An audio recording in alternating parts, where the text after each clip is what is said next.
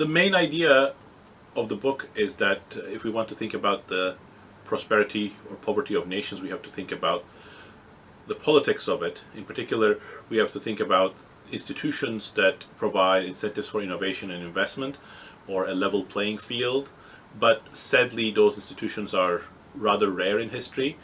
What we see much more are what we call in the book extractive institutions, which have been designed by a few people, the elite in society, to extract resources from the rest of society, and they don't generally encourage investment or innovation, and they certainly don't provide a level playing field for people to use their talents.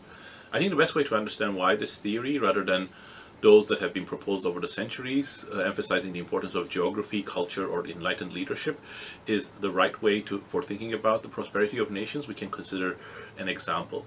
Consider how what we view as the extractive institutions in South America have formed over the past centuries versus the more inclusive institutions in North America. If you look at the way that the Spanish conquistadors conquered Latin America, the main things they were interested in were gold, silver, and people to enslave and capture and put to work to produce goods and food for them. And when they found places which were empty or sparsely settled, they had no interest in those places. They moved away, and places such as Buenos Aires, for example, with a great climate and fertile land around it, was not what the Spaniards were interested in.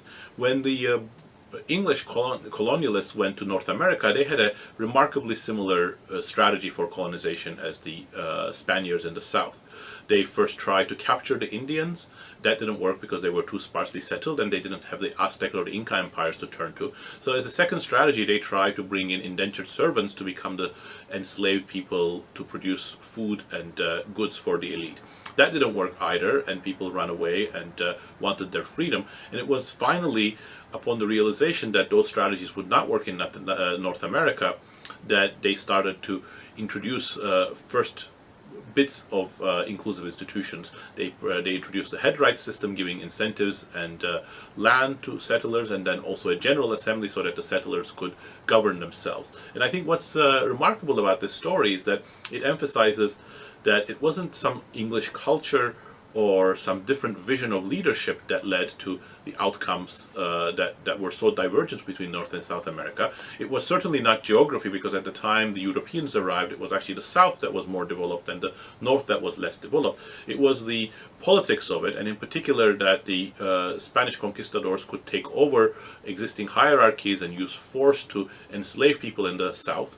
But they couldn't do the same in the North because there were not enough people to enslave. And when they brought their own lower strata of the society, those people rose up and didn't give them the same opportunities. And those beginnings of institutions have persisted and led to a more inclusive system in the North and to a more extractive system in the South. And when we see today more innovation, more investment, and more level playing field in places such as the United States or Canada than in Mexico, Peru, or Bolivia, those are the continuations of these trends that had started in an institutional and political way with the discovery of the New World in the 15th century and 16th century. You know, when we started working on this, the sort of topics that we cover in this book were not popular among economists who focused on such things as unemployment, monetary policy, business cycles, but with big picture questions about long-run development weren't popular, and when they were posed in an entirely non-political context. And both James and I realized that you could really not divorce the economic trajectory of a nation from its political dynamics, and we brought a political aspect a political viewpoint to this problem, and we started writing academic papers both on the theory and empirical and historical analysis of these problems.